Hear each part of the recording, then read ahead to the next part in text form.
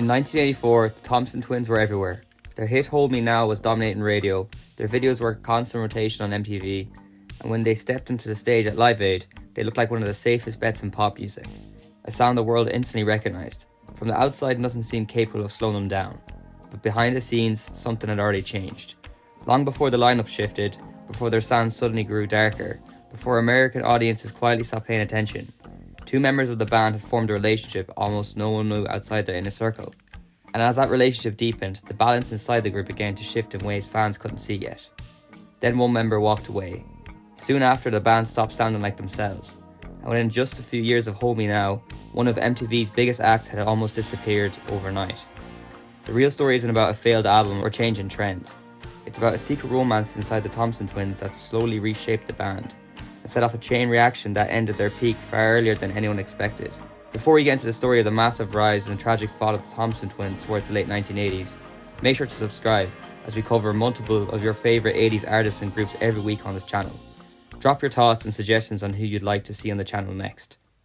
Long before the relationship that quietly reshaped the band, Thompson Twins didn't even look like a group destined for international success. They formed in 1977 in Sheffield, England, originally as part of the post-punk underground scene, surrounded by experimental acts rather than chart-friendly pop performers. Early versions of the band had as many as 7 members, shifting constantly as they searched for another direction. Nothing about those first years suggested that they had become one of the defining sounds of the 1980s radio.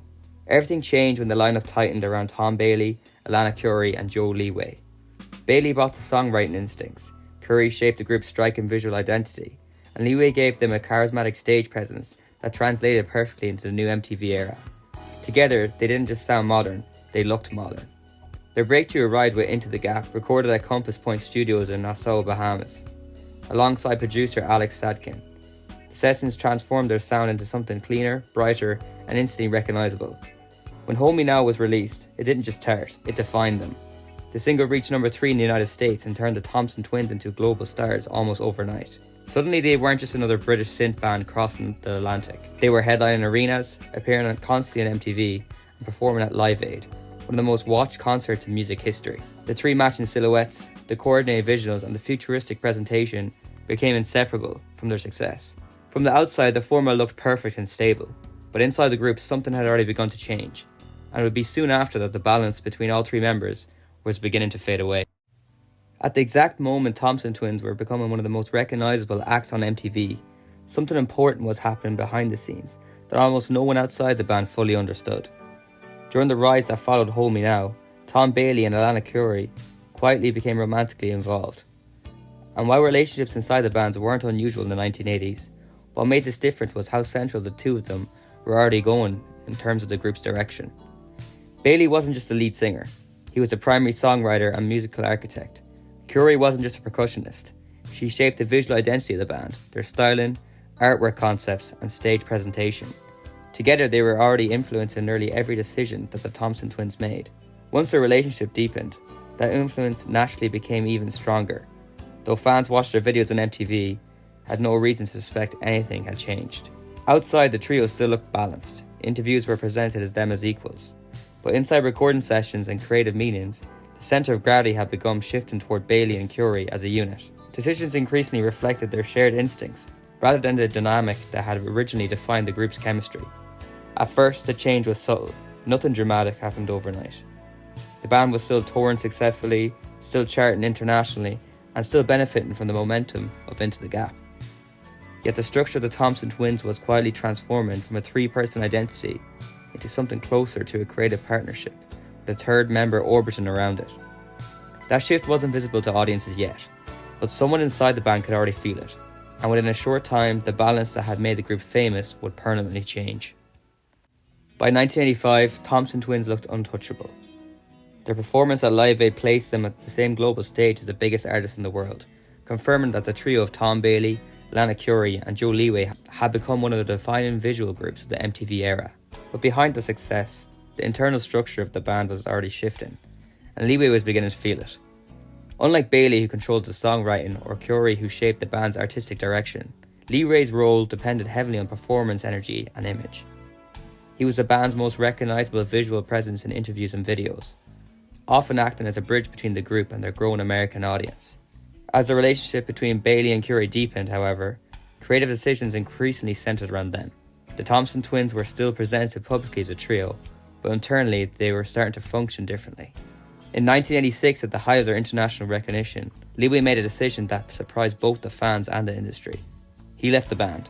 Officially, he explained that he was uncomfortable with fame and exhausted by the pressures of constant touring. Later interviews suggested something deeper.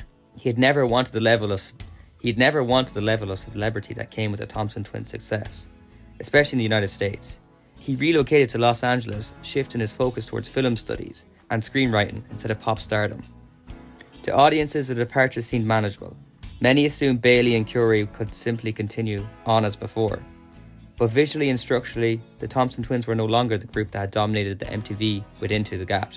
The trio identity that defined their rise was gone, and what replaced it would change the direction of the band far more dramatically than anyone expected. After Joe Leeway left in 1986, Tom Bailey and Alannah Currie faced a decision that would quietly define the rest of the Thompson Twins' career. They could either replace them and continue the formula that had made Hold Me Now a global hit, or change direction completely. Instead of protecting their momentum, they chose reinvention. By the mid-1980s, synth-pop success came with a reputation problem. Bands built on polished electronic and visual styles were often dismissed as lightweight by critics, especially in Britain.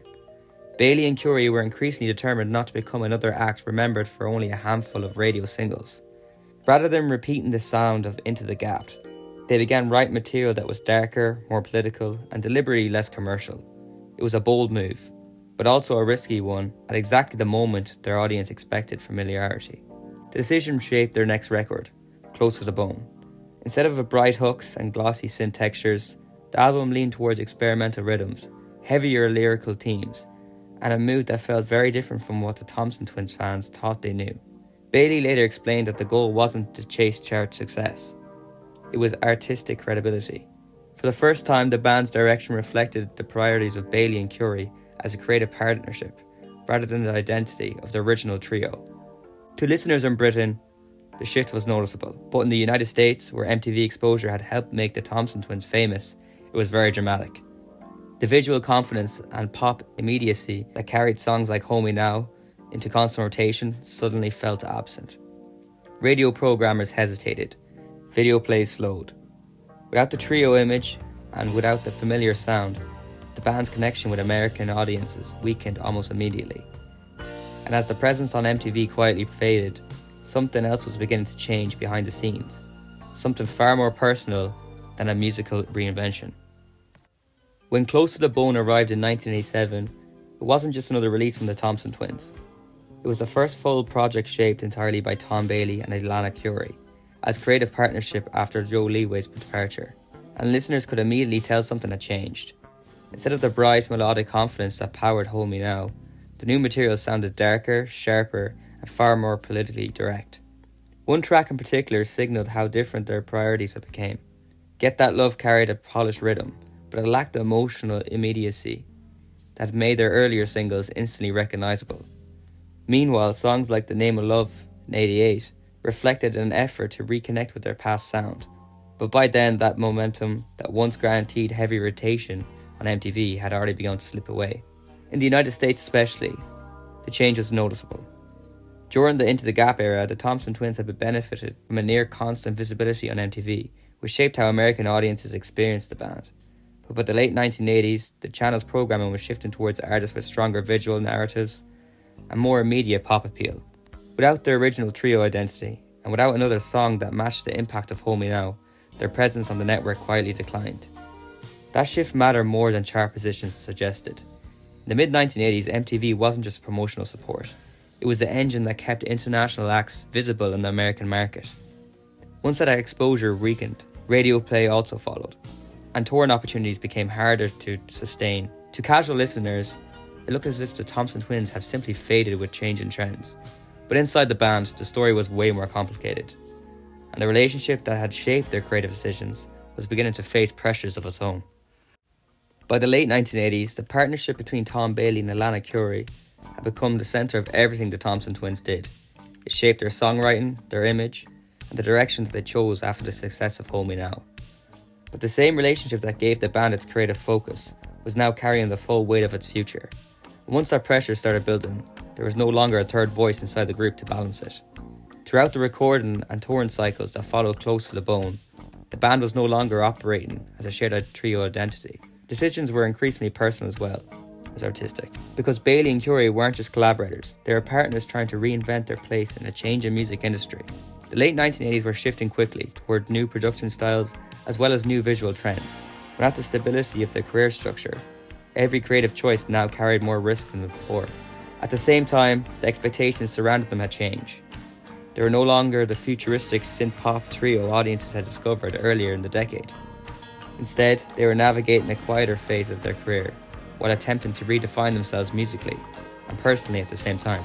That kind of overlap between relationship and creative direction can strengthen the band, but it can also make disagreements harder to separate from the work itself. By 1991, the relationship between Bailey and Currie came to an end, and because the Thompson Twins had gradually become centered around the two of them, the effect was immediate. There was no dramatic announcement, no farewell tour, and no final public breakup statement.